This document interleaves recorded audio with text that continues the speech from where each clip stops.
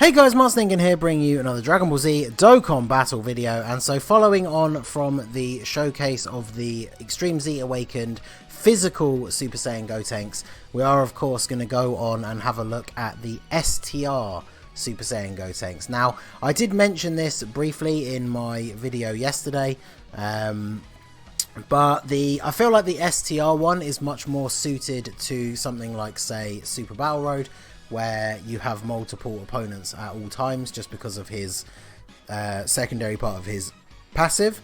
But let's see what he does here. I mean, he's got two support units. He should have all of his attack links except for Super Saiyan, but that will be made up by the fact that there's two support units on the rotation. So this should be a pretty decent attack stat here.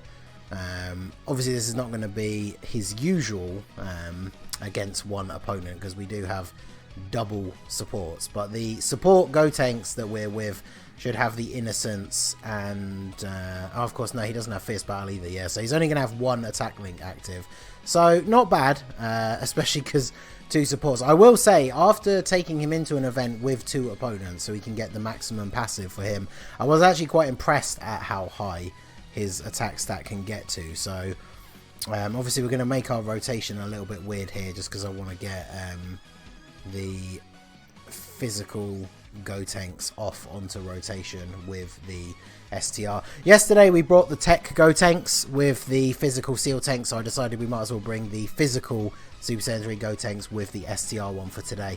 They are in exactly the same boat. The STR one and the physical one have the exact same link set, which, you know, makes sense because they are essentially the same unit. So if we go over very briefly, so after his Extreme Z Awakening, his leader skill becomes Strength types Ki +2, HP attack and defense 70%. His super attack is the Super Ghost Kamikaze Extreme, raises attack and defense for 1 turn, which is a raise of 30%, which is pretty good. So he's obviously going to tank a little bit better once he's attacked rather than in that first spot.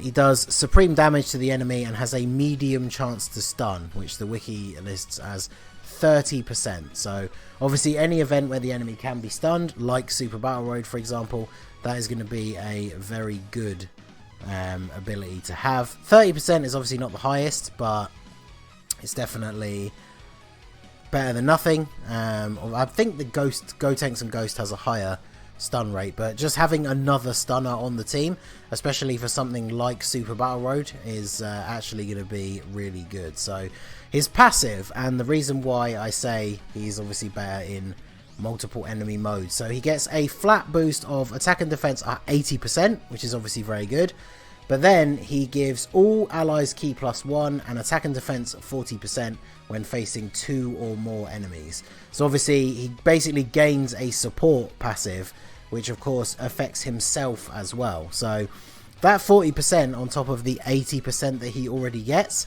actually gives him a pretty reasonable level of attack and defense in a harder mode like Super Battle Road. I am going to do a separate video taking him into Super Battle Road, but in the test runs that I did in the first stage against the two tech Spufovich and Yamu, with no defensive item active, he was only taking about 20k from normal attacks, which, as I'm sure you probably know at this point, on Super Battle Road, that is actually really good. So I'm going to go ahead and take a risk and not heal here. As long as he doesn't super attack Pandel, we'll be all good, because we could actually end up getting the fusion. So what I decided to do was to jump into this boss rush that starts off with the STR Super Boo, just so we can see a couple of his attack stats against one single enemy. And then what I will do is skip, of course he super attacked me, but there's the dodge, good old Pandel. So I will skip ahead to the fight after Super Boo is cooler. I'll skip ahead to the stage where we fight against the multiple metal coolers and try and get it so we have the rotation that we want. If we don't, I guess I'm going to have to quit out and restart. So I will work it so that is the next part of the video. But we finally have, so this is the best rotation for him that we can get. We have the best link partner in the physical Super Saiyan Gotenks, and then we have the support unit. This tech Gotenks from the World Tournament is one of those split type support units. So he gives 20% attack and 10% defense to fusion, and then again for youth. So on the fusion team, for the most part, he's only going to be giving that 20% attack and 10% defense. But obviously, any of the Gotenks units will fall under that youth category as well. So he does actually give more of an attack boost than Pandel to this particular Gotenks. So actually, he's only healing in the first slot, isn't he? So let's go ahead and attack with you here. I want to see him defend. He should take basically no damage. And then we've got our... This Gotenks does infinitely stack his attack and defense as well. So he should be okay in that last slot, even with type disadvantage here. So 2.7 on the Rainbow Physical Gotenks. And that's with his 12 key as well. So not even his most powerful super attack. But here we go. So this is the highest attack stat we'll see. So 1.8. Which is pretty good considering he is a very old unit. General SSR pool. You can get him in basically any banner. That is a pretty decent attack stat, considering that most of his passive is actually not active. So, not bad at all. But there you go, so we get the fusion. I like the fact that we've actually gotten the Gogeta fusion in these Gotenks showcases. So, like I say, that was the best attack stat that we'll see from the STR Gotenks, because obviously we're only going to be fighting one enemy through most of these events. So... In fact, let's go ahead. The next rotation, because we have our other support unit here.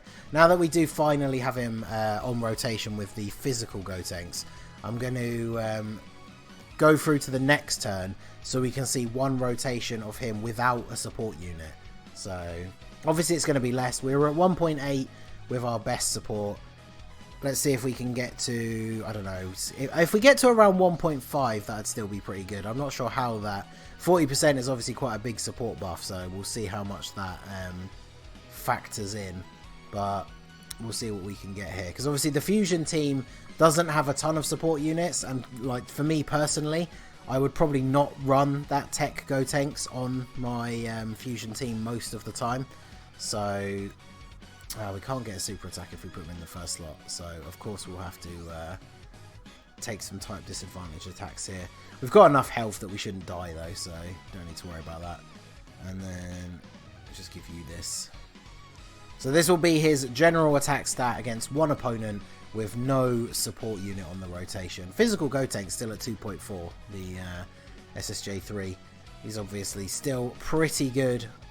That's a lot of damage from an STR unit though. So, okay, 1.47. So I was pretty close with the 1.5 guesstimate.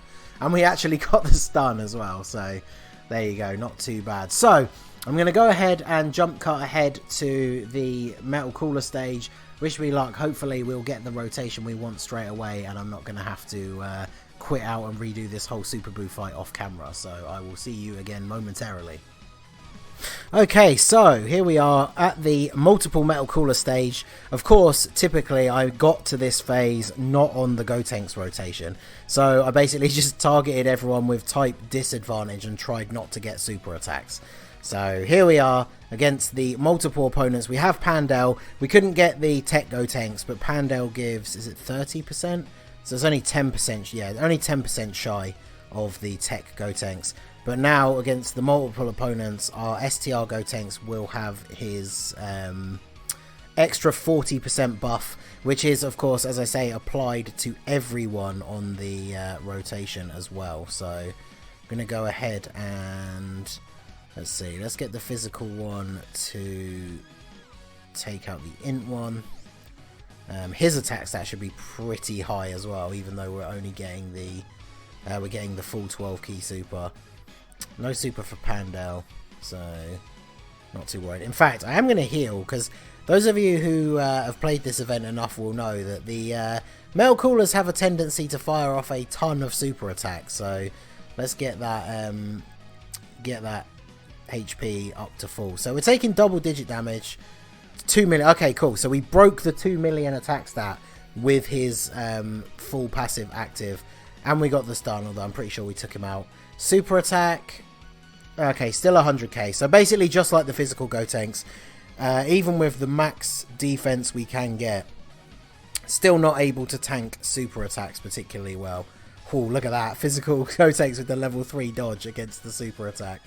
And then we get hit by another one. So this is what I was talking about. This is why I healed at the start of the turn. Because Metal Cooler event be like that, yo. So Pandel with a couple of dodges, and there we go. So we managed to break 2 million attack stat. I realised I didn't show it at the beginning, so let me bring this up at the end here. I did give my so basically for me, I feel like this Gotenks is the most useful in something like Super Battle Road. So the way I built him is I gave him 12 additional, the 3 level 5 crit, and then 9 dodge. Now even though we saw him get up to some pretty decent attack stats, he's obviously not going to be on your team to be a big damage dealer. Like if you want to add a damage dealer, you're probably going to bring one of the Gogetas, one of the new heroes fusions. Like honestly, on a normal sort of event, this guy probably wouldn't make the cut for my fusions team. But for Super Battle Road, with the fact that he gives that buff, not just to himself, but to everyone on the rotation, and the fact that he can stun, I feel like that makes him incredibly useful. So 12 additional, so hopefully if the first super attack fails to stun, maybe we can get an additional super and get the stun. The crit's not important because I'm only using him for stunning rather than dealing damage.